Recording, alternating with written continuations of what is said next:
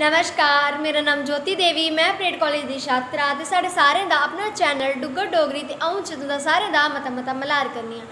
अज्ज मैं तुंदे आस्ते कविता लेई आई आं। मैं उम्मीद करगी तुस सारें गी कविता पसंद आ। एह् मैं कविता इंटरनेट च कड्ढी ही ते आओ तुस बी सुन लओ। कविता दा नाम है खट्टियां मिट्ठियां यादां। आओ हुण कविता पढ़चै।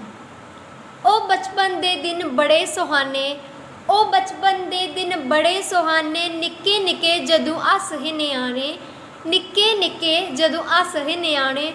ठंडा दी धुप्प च मंजी डाइये बेही जाना, ठंडा दी धुप्प च मंजी डाइये बेही जाना।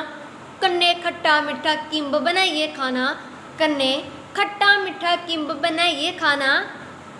जदों कचालू गोल गप्पे ते पल्ले आले ने आना, जदों कचालू गोल गप्पे ते पल्ले आले ने आना। सारे बच्चे मिलिए रोला पाना, सारे बच्चे मिलिए रोला पाना। आवाज़ मारिए रेड़ी आले अंकल की, आवाज़ मारिए रेड़ी आले अंकल की। अंकल जी जरा इत्थे आना, अंकल जी जरा इत्थे आना। मेरे ताईं इक डूना बनाना, मेरे ताईं इक डूना बनाना। ते मासाहारा मिगी इ'यां बिच खाना, ते मासाहारा मिगी इ'यां बिच खाना। मती तेज मिर्च नहीं पाना, मती तेज मिर्च नहीं पाना।